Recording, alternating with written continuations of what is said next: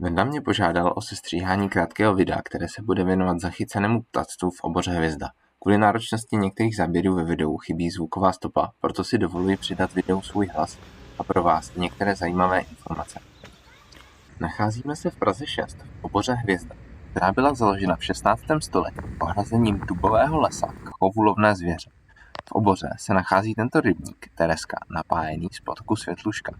Rybník byl na jaře vypuštěn, pravděpodobně v očekávání přívalové vody. Tak pak tady máme tu detailnější fotku toho požeráku a pak dále stavba Litovické brány, která byla vystavěná dříve než vlastně samotný letohrádek. Tady letohrádek ve tvaru šesticípé hvězdy a sochu Jana Roháče, posledního husity, který byl popraven na Václavském náměstí. A nyní se přesuneme k ptáctvu zastoupené v lidských zahradách. Zde můžeme vidět straku obecnou ve svém přirozeném prostředí. Straka je jedním z nejinteligentnějších ptáků a často ji přitahují lesklé předměty. Dalším ptákem je strakapout velký. Strakapout se vyznačuje tím, že pupnuje do dřeva, někdy i do plechu, až 12 000krát za den.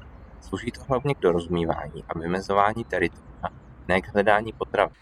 Před otřesy je chrání speciální tlumiče mezi zobákem a lebkou, takže údery, které by člověka zabily, jim nijak neškodí. Strakapout velký se živí hlavně larvami dřevokazného hmyzu, včetně kůrovců.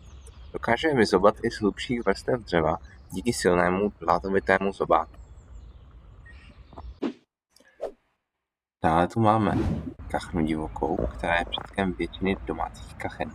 Její peří je dokonale voděodolné a kuřata umí chodit a plavat i hned po vylíhnu.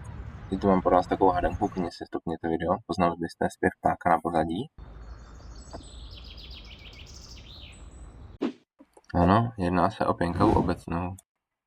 Na videu můžeme vidět samce pěnkavy, který se vyznačuje pestrým zbarvením a výrazným zpěvem. Vědecké jméno koleps znamená svobodný nebo vdovec, odkazuje na to, že samice na zimu odlétají dříve, zatímco samci zůstávají déle v původním teritoriu.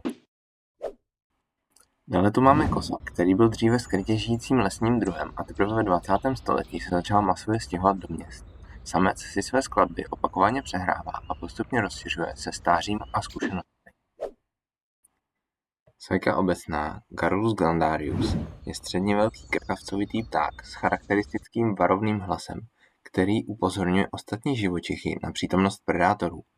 Druh významně přispívá k přirozené obnově dubových porostů tím, že na podzim ukrývá stovky až tisíce žaludů, z nichž část vyklíčí.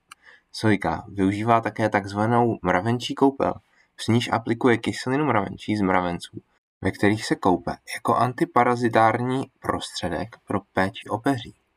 Pokud by vás zajímaly další informace o sojce obecné, budeme velmi rádi za shlédnutí tohoto našeho videa. A já se s vámi tímto krátkým pohledem na krmítko loučím.